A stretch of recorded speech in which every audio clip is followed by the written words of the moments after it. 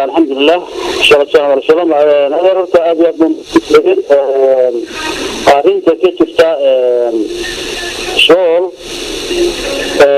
قبل كشغل كنت شكل عليه رجلي ومدبر شيء كنت شغل على غطي هذه أصبح وصل هاي dadkii dhibaatada halkaas ku gaadhay waan taxsiinayna wixii dhintay ilaahay u naxariisto wixii dhaawacmay ilaahay ha u boqdayo waxaan ugu baaqaynaa in ay nabad la qaato oo colaadda la joojiyo colaad waxba keeni mayso wax ka dhalan maayaan dad baa dhimanaya dad baa barakacaya wax kale oo ka soo maaragtay baxay ay keenaysaa ma jirto maamulada ka jira halkaasna runtii arintaas waa ku eebaysan yihiin daliisheedana waa leeyihiin dad intaa leeg meel ay joogaan oo ciidamo ka joogaan oo maamul ka joogo in dadka shacabka oo ay muujinayeen ku kala dhex jiraan dhibaatooyin intaa leeg ka dhex dhacdo runtii waxayaan garo iyaga laftigoodana waxaan ugu baaqnaa inay kaalintoodii ay oo hadda u muuqato inaanay maaragtay gudan inay kaalintooda ay gutaan ayaan ugu baaqaynaa waxaa kaloo iyadana sanaad sida deegaanka ceelsanadar oo dhibaato iyadana muddo sanada badan iska soo daba noqonaysay si ugu dambeysay hadda dhawaan dhacday dad badanna meesha iyadana waa ku dhintay dad badanna waa ku dhaawacmay marka dadkaas waa dad wada dhashay oo ehela oo rixima oo xidida oo qaraabo iyo qoysa waxaan ugu baaqayaa inay ilaahay ka baqaan oo toobad keenaan oo ay joojiyaan colaadda dhexdooda waxba ku faa'iidi maayaan waxa isku hayaan ma jirto siyaasad iskuma hayaan adduun dhaqaale iskuma hayaan waxalla waxay isku dilayaan ee ku dhimanaya dadku runtii wax la sheegi karo maaha waxaan ugu baaqayaa waana dad isku mid ah waxaan ugu baaqayaa maaragtay inay joojiyaan dhibaatada oo caqligu shaqeeyo oo sida wanaagsan loo fikiro oo ilaahay loo noqdo loo toobad keeno taas ayaan ugu baaqayaa dowladda Soomaaliland oo iyada lafteeda dhulkaas ilaa waqtigaas sheegaysay ama muddo ka muujinaysay inay maaragtay wax ka qabanayso ciidamo ka joogaan xiliyada badan maaragtay wasiiro iyo dad ay tagayeen runtii waxaa muuqata in arrintaas aanay wax daacad ka ahayn wax ay ka qabteen aanay jirin hadee waxa meel wax ka qabsoomana wax laga qabtaa marka daacad laga yahay marka waxa cad inaanay daacad ka ahayn ayaa taas waa arrin cadaana waxa kale oo jirta dad kale oo iyaga laftigoodu sheeganaya madax dhaqameed sheeganaya oo beelaha ka soo jeeda oo dhibaatada qayb ka ah iyo dad xildhibaan ah oo ku jira xukuumadda dowladda Soomaaliland oo iyaga laftigoodu dhibaatada qayb ka ah marka oo aad moodo inay iyagu ka qaayacmushiriinayaan dadka masaakiinta ee isdilaya iska horkeenayaan inay ka qaayacmushiriinayaan taasuna runtii waa mid ayaan daraa waa wax aad runtii looga xumaado arrintaas waxaan la socdaa mid walibana ogtahay xilliyadii 4 sano ka hor bay ka soo bilaabatay darar weyne marka waxa darar weyne ka jiray waa degmo siya degmooyinkii dambe maamul baa ka jiray maamulkii maayar iyo maayar xigeen baa jiray niman xildhibaano ah ama ashqaas la garanayo oo loo garanayo oo dadka maaragtay deegaanada ceelfweyna iyo dad dhaqan sheeganaya ayaa waxay ku heshiiyeen in laba qoyskooda qaraabadooda qoyskooda oo maadeeradooda inay ku bedelaan kuwan iyagoo intaas gaar kale oo gaaban oo aad u liito riqiisa kale labadaas oo aanu dhalan deegaanka darar weyn aanu dhalan halkaas ayay marka ka bilaabatay dhibaatadu kuwii ay xukuumadii jirtay ee kulmeeye xilligaasuna ninkii barasaabka gobolka ahna tiibay la aqbaleen oo ay qaateen marka kuwii marka meesha la keenay oo aan deegaanka u dhalan oo aan aqoon u lahayn oo dadku waxay isu yihiin aqoon ayaa horta dhibaatada halkaasay kasoo abuurantay laanti ka dambeysay maantadan aan joognana sidii bay dabada uga wadaan dhibaatadii iyaga iyo kuwa meesha keensadeen marka xukuumadda Somaliland madaxweyne ka musabbixi hadii waxaan ugu baaqayaa inay horta maamulka darar weyne ay si degdeg ah uga bedelaan inay ka bedelaan dadka dhibaatada lagu soo bilaabay dadka dhaqanka sheeganaya ku xildhibaanka sheeganaya ay family tirooyinka inta ka keenay darar weyne keenan waa inay si degdeg ah talaabo uga qaadaan hadii meesha nabad laga doonayo iyo wanaag laga doonayo kuwaas waxaan leenahay dawladdu waa inay ogaato ilaha ay dhibaatadu ka soo baxayso dadka isku midka ah maamulkoodii yaraa la isku eentay loogu yimid la isku diray colaadda laga dhex abuuray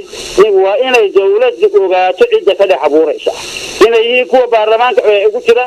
iyo kuwa dhaqanka ugu jira ee xafiisyada habba ugu yeeranayaan dilaalaya dhiigga dadka kuwana hadaanay kuwa talaabo ka qaadin dadkana maamulkoodii loo soo xulin waxa weeye xidmada halka ka jirta way sii soconaysaa wayna sii kordhi doontaa Somaliland saameyn bay ku yeelan doontaa tahadda jirta mid ka badan bay ku yeelan doontaa colaaduna hadii dadka la iska hor keenay waxa waa in la ogaado oo dadka la isku dhigay qori in dadka la midayn karo qorigana si kale loo jeedin karo hadii waxaan xukuumadda ay wax ka qaban weydo arrimaha jira oo aanu taa sameeyna awoodna aanu leenahay marka waxaan ka digayaa in arrintaas lagu sii socdo oo dawladdu qaybtay ku leedahay hadii ay wax ka qaban weydo waxay keeni doontaa dhibaatadeed ayay keeni doontaa dadkana waxaan ugu baaqayaa waxaan fahmaan waa dad isku mid ah anigu waa deegaankan ka soo jeeday waa deegaankan ku dhashay waa kiin igu saaray inta istiraysa maanta qoriga la isku dhiibo waa intii aniga ila wada dhalatay waxaan ugu baaqayaa inay fahmaan xaqaa'iqa jira joojiyaan colaadda dhexdooda ilaahayna u toobad keenaan dibna u eegaan dawladda Somaliland ee aanay waxba ku qabin ee aanay weligeed wax ka soo gaarin daraha dadka gaarka ay ku shaqaysanayso maaragtay iyaga hubka isugu dhiibaysa taasna waa inay ogaadaan una midoobaan baan ugu baaqayaa waana dadkana waa la xiriirina waana tagi doonaa hadii aan xukuumadda waxa boosiga meesha ay wax ka shaqeeyay hadii wax ka bedeli doono waan tagi doonaa dadkana waxay ku qasbanaan doonaan inay u midoobaan dantooda dhibaatadana cid gaara iska leh xukuumadda Somaliland qayb bay ka tahay mana qarinayno kamana gabanayno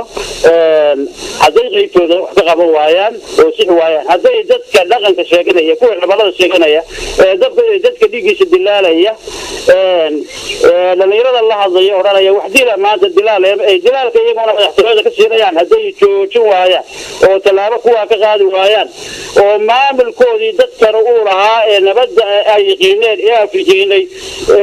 nabadayntooda u soo celin waayaan oo kuwaas keensadeen ay ka kaxayn waayaan wixii ka dhashay xukuumadda Somaliland baa qaadi doonta madaxweynaha Musabbixi maamulkiisa ka mas'uul noqon doona waana mahadsantiin raadiyo maanta وقرتي بقر محمد شامع dhibaatada ka taagan gobolka Sool waa ay baaxad weyn tahay qayb arrimo siyaasadeed ayay lugta kula jirtaa ama lugaha kula jirtaa qaybna waxa weeyaan dad beelo halka wada daga ayaa diriraya bal arinta gobolka Sool gaar ahaan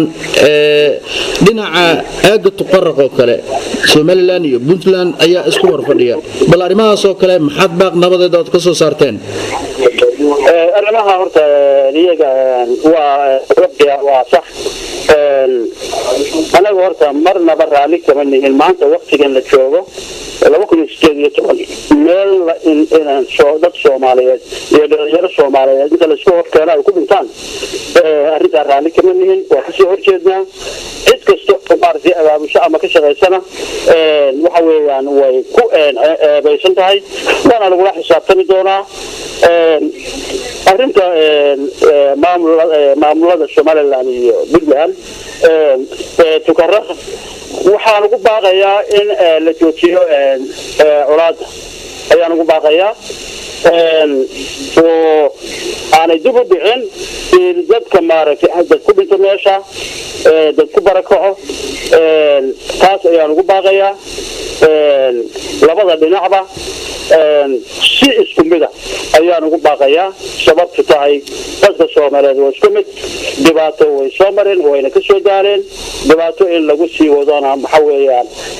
oo loo sii hogaamiyana sax maaha waxaan ugu baaqayaa in arrinta dhinaca wanaagsan laga eego wada hadalka lagu dhameeyo meeshaana aanay cid dambe ku dhiman dagaalo ka dhicin taas waa taa qabeesh beelaha laftigooda arrimuhu saameyn bay ku leeyihiin cidda maamulka sheeganaysa dhinac kastaba ha ahaatee meesha joogta مسؤولية ماشي ما عمل كذا شيء قال اسم مسؤول باك سعران ذاتك شعب كذا مرتا وإن يحقق باتو دبعت هذا كده بيرها يدحدو هذا كتبته هي علاده هي بركة هي سامنت علاده كي يلا نيان وإن يحقق باتو موضع ومارك اللجو قنعي كره وإن لقى قبته تاسنا بحديثها wax laga qaban waayana